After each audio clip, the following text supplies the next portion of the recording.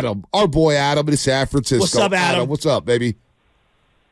Man, that run this town tonight had me about to freestyle, and I don't got anything for today, so I'm just going to leave you guys at this. Number one, I love that you guys are going to be at the game. Shasky was at Game 4 of the finals. That just brought a little bit something. You guys are going to be there, the whole crew. Bring us home that trophy. No, it's about the team on the field, but it's about the supporting cast as well, and you guys are part of that. You were mentioning something, Bonte, about going down memory lane of pain, and you gotta feed in that and feel that. The 2011, 2012, 2013, 2019, 2021, 2022. Kaepernick came so close. Jimmy came so close. Purdy is this quarterback to get it done. To quote the late, great Carl Weathers, there is no tomorrow. This is it. You got to put all your chips on the table. You're in Vegas. This is the time to get it done. And I truly believe this team is going to get it done. I don't care about all the hype about Mahomes, about Taylor Swift, Travis Kelce. It doesn't freaking matter. This team is going to get this job done. And let me just leave you with this last quote before I leave. The world is a very mean and nasty place. I don't care how tough you are, and it'll beat you to your knees and keep you there if you let it. You, me, or nobody's going to hit as hard as life. But it ain't about how hard you hit. It's about how hard you can get hit and keep moving forward, how much you can take and keep moving forward. That is how winning is done. Get this win this weekend, boys. Love you guys. What a quote. What a call from Adam at SF. Gosh.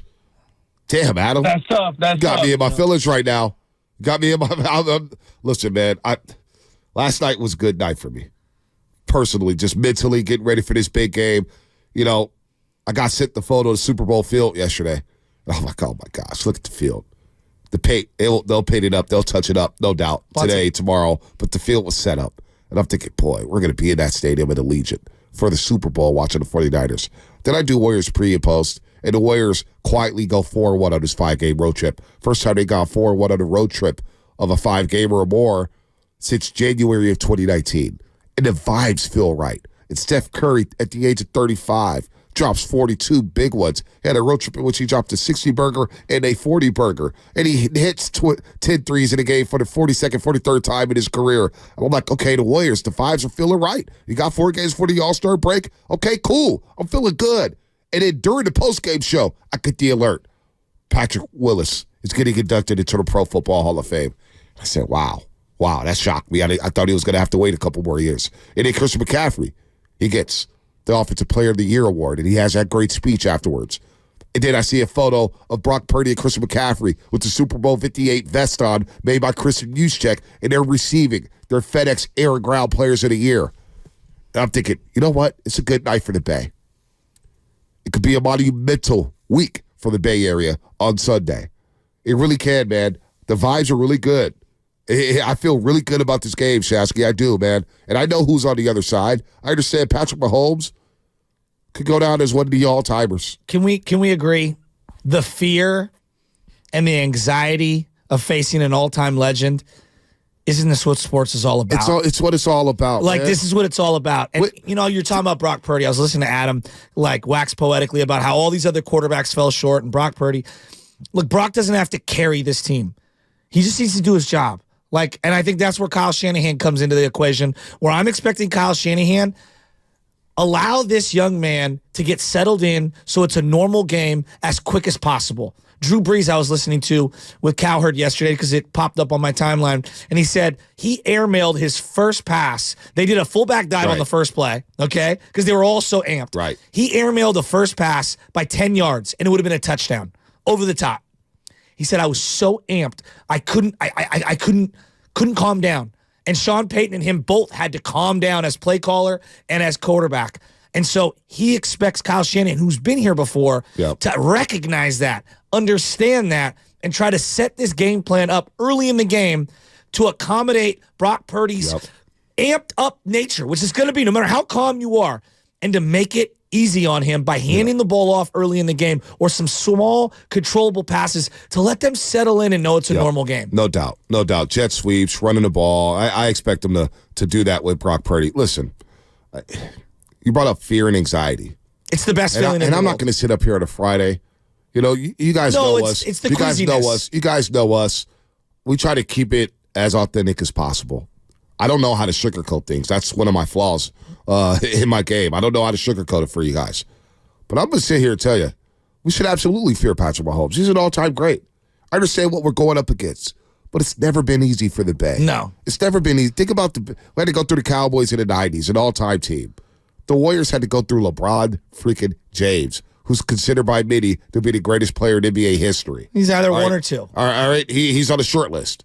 You had to go through LeBron to win those NBA championships. And then later on in 2022, you had to go through the Celtics, who were rolling full of athletic stars all across, stars galore on that team. The parquet floor, Boston, all the championships, the banners, the 17 up there hanging, Red Auerbach cigar smoke. It's all lingering in Boston, and you had to go through them. The Giants did it the hard way in 2010, clinching the NL West on the last day of the regular season. Then you go through the playoffs, you get to the series against Texas, you handle your business. But you had to go through Philadelphia in that dynasty with the Phillies without home field advantage. You had to win game 1 in Philly. You had to win game 6 to clinch on their home turf in Philadelphia against that all-time staff, Roy Oswalt, all right, Doc Holliday, Cole Hamels. They were loaded.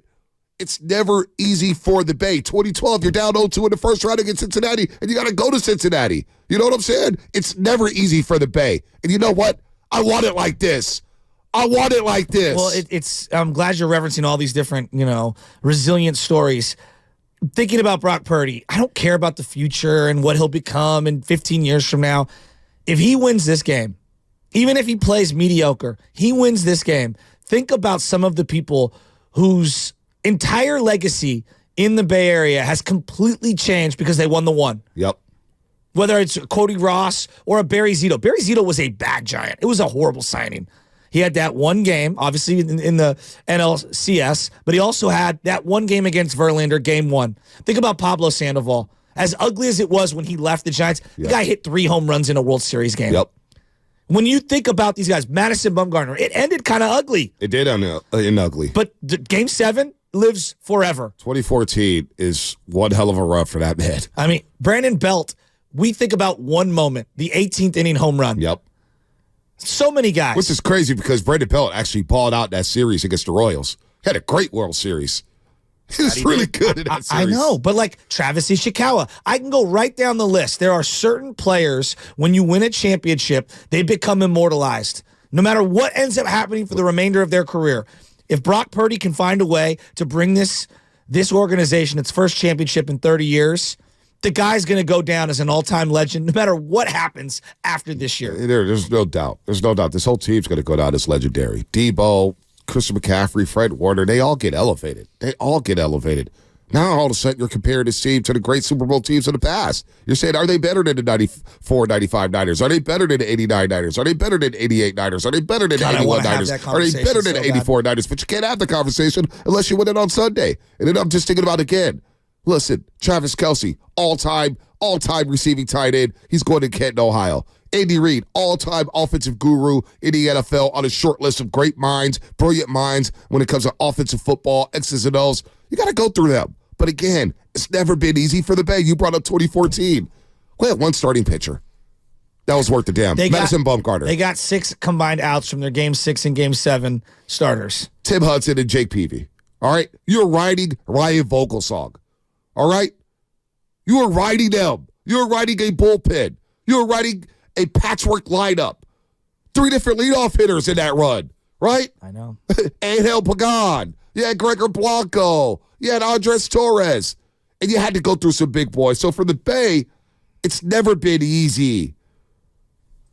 You got to go through the Mahomes. To beat a man, you got to beat the man. We said that all year long in the NFC about going to Philadelphia. And you know what? You took their soul. Just ask Lane Johnson. Okay, explain to me what happened the last, 6-8 weeks of the season. Yeah, I mean, I feel like as film piles up, and I feel like really after the 49ers game where, it's kind of them dismantling us, I felt like teams kind of piggybacked off that. So I don't know if it was something we were doing with our scheme-wise. Maybe the teams were on to what we were running, but it was a lot more difficult than what it needed to be because you've seen what the offense has been, and then you see that stretch, and it's, what's going on. B, the Niners have a chance to do something too, which is hold off Patrick Mahomes from getting into rarefied air. From being, and the Kansas City Chiefs from being the first team to go back-to-back in 19 years. I'm just looking at the quarterbacks. Right. When you look at the big separator, Bart Starr's got 2. Staubach's got 2. Yep. Greasy's got 2. Ben and Plunkus got 2. Elway, Young, even though Young wasn't the starter for one of those, Roethlisberger and Peyton Manning. Doesn't Young have Manning. 3? Excuse me? Doesn't Steve Young have 3 now?